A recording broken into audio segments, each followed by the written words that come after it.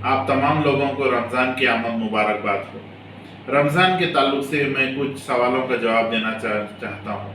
आम तौर पे कई मेरे पेशेंट मुझसे सवाल करते हैं, डॉक्टर साहब मैं एक डायबिटीज़ का पेशेंट हूँ, क्या मैं रोज़े रख सकता हूँ?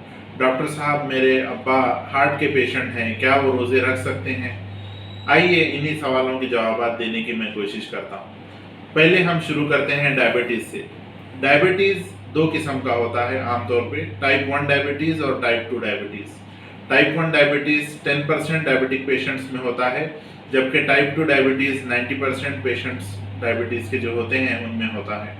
टाइप 1 डायबिटीज़ के जो पेशेंट होते हैं उनमें इंसुलिन बिल्कुल भी पैदा नहीं होता बॉडी में, और ये पेशेंट हमेशा इंसुलिन के इंजेक्शंस, एक्सटर्नल इंसुलिन के ऊपर डिपेंड रहते हैं।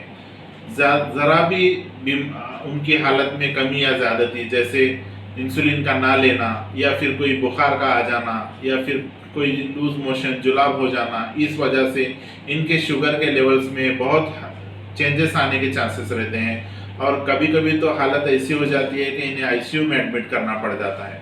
तो टाइप 1 डायबिटीज़ के जो 10% पेशेंट्स हैं उनसे रोज़ा ना रखा जाए ऐसी सलाह मेडिकल डॉक्टर्स देते हैं।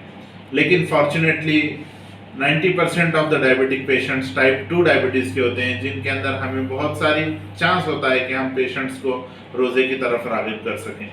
टाइप 2 डायबिटीज़ के बहुत सारे पेशेंट ऐसे होते हैं जो सिर्फ मामूली दवा जैसे मेटफॉर्मिन पे होते हैं और उनकी शुगर 150-160 के करीब होती है।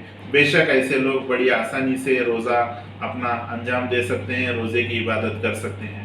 टाइप 2 डायबिटीज़ में कुछ पेशेंट्स ऐसे होते हैं जो 2 या 3 मेडिसिन पे होते हैं।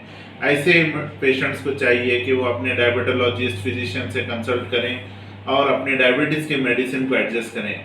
आमतौर पे एडजस्टमेंट ये किया जाता है कि डायबिटीज़ की दवाइयों को 3 हिस्सों में तकसीम किया जाता है।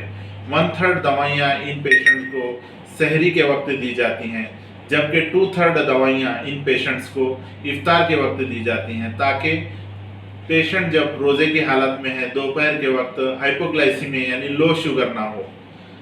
इस ऐसा टाइप 2 डायबिटीज़ के पेशेंट का ट्रीटमेंट किया जाता है। टाइप 2 डायबिटीज़ के कुछ ऐसे पेशेंट होते हैं जो कि ओरल मेडिसिन के साथ साथ हाई डोज इंसुलिन पे होते हैं, और इनका मुआवजा हम टाइप 1 डायबिटीज़ के पेशेंट की तरह कर सकते हैं। ऐसे टाइप 2 डायबिटीज़ पेशेंट जो कि हाई डोज इंसुलिन पे हैं, उनसे ये कहा जाता है कि मेडिकली एडवाइस ये दी जाती है कि रोज़ा ना रखें तो बेहतर है। आइए हार्ट के पेशेंट की तरफ आते हैं। हार्ट के ऐसे पेशेंट जिनका रिसेंटली हार्ट अटैक हुआ है या रिसेंटली बाईपास ऑपरेशन या एंजियोप्लास्टी हुई है, ऐसे हार्ट के पेशेंट रोज़ा ना रखें ऐसी सलाह दी जाती है। जबकि कई हार्ट के पेशेंट ऐसे होते हैं जिनकी बाईपास ऑपरेशन या स्टेंट का ऑपरेशन काफ़ी दिनों पहले हो चुका है। ऐसे लोग जो अपनी दवाइयों को रेगुलरली ले रहे हैं और उनकी बीमारी कंट्रोल में है, बेशक ऐसे लोग रोज़ा रख सकते हैं, लेकिन कुछ एहतियात के साथ। आम एहतियात ये बताया जाता है कि इकोस्प्रिन जो टैबलेट यूज़ किया जाता है वो सहरी में लेने के बजाय इफ्तार में ली जाए, क्योंकि इकोस्प्रिन से एसिडिटी होने के चांसेस होते हैं, और इकोस्प्रिन अगर हम इफ्तार में लें तो अगर उससे कोई एसिडिटी के जैसे सिम्टम्स आते हैं तो उसके लिए हम कुछ पानी, दूध या कुछ दवा लेकर उसे कम कर सकते हैं। और दूसरी बात आती है एंटी एंजाइनल मेडिकेशन की।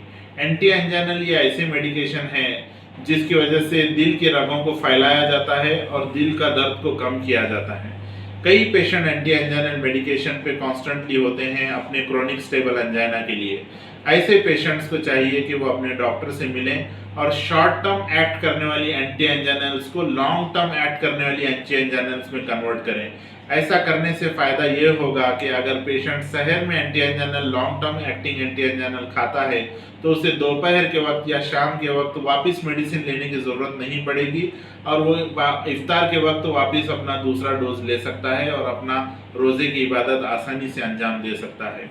इन पेशेंट्स को होने के बाद में एक बहुत सिग्निफिकेंट अमाउंट ऑफ ऐसे पेशेंट्स होते हैं जो कि हार्ट फेलियर के पेशेंट होते हैं। हार्ट फेलियर यानी क्या, आम जबान में इसे कहा जाता है जिनका हार्ट कमज़ोर है या जिनका हार्ट की पंपिंग कैपेसिटी कम है, यानी जिनका इजेक्शन फ्रैक्शन कम है। बेशक ऐसे पेशेंट हम भी रोज़ा रख सकते हैं, लेकिन वो पेशेंट जो कि जिनका हार्ट फेलियर कंट्रोल में है, जो डिकम्पेंसेटेड स्टेट में नहीं है, जिनके पैरों पे सूजन नहीं है, जिन्हें सांस की तकलीफ काफ़ी हद तक कम हुई हो, ऐसे पेशेंट हार्ट फेलियर के पेशेंट रोज़ा रख सकते हैं। लेकिन इनमें भी कुछ एहतियात बरतना ज़रूरी होगा, जैसा कि डायूरेटिक मेडिकेशन। ये वो मेडिकेशन होते हैं जो आमतौर पे इन पेशेंट्स को दी जाती हैं ताकि पेशाब ज़्यादा आए और इनके हार्ट पे लोड ना हो, वॉल्यूम का लोड ना हो। लेकिन रोज़ा है, समर का सीज़न है, और जब इंसान सुबह डायूरेटिक खाएगा तो दोपहर तक उसका डिहाइड्रेशन होने का रिस्क है। तो ऐसे पेशेंट्स में डायूरेटिक डोज का मेडिकेशन का एडजस्टमेंट करना ज़रूरी होता है।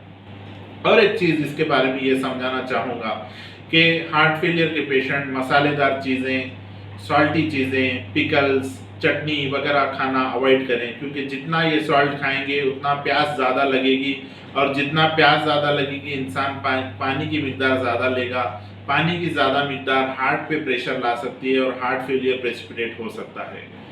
और एक चीज़ हार्ट फेलियर के पेशेंट में मैं ये बताना चाहूँगा कि इफ्तार के वक्त धीरे धीरे करके पानी पिएं, कुछ वक्फे से पानी पिएं।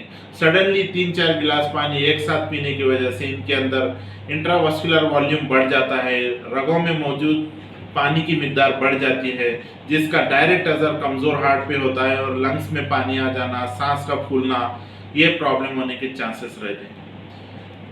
आम लोगों के लिए मैं ये एडवाइस देना चाहूँगा कि मॉर्निंग के वक्त, सहर के वक्त आप कॉफ़ी और टी पीना अवॉइड करें, क्योंकि कॉफ़ी और टी का भी डायूरेटिक एक्शन होता है और ये पेशाब ज़्यादा लाते हैं और दोपहर तक डिहाइड्रेशन होने के चांसेस हैं। यानी कि अगर आपको कॉफ़ी या टी पीने की ज़रूरत महसूस ही हो तो इफ्तार के वक्त पी सकते हैं। इन कुछ बातों के साथ मैं अपनी आपसे रुखसत लेना चाहूँगा। सभी को रमज़ान मुबारक। अस्सलामु अलैकुम रहमतुल्लाहि व बरकातुहू।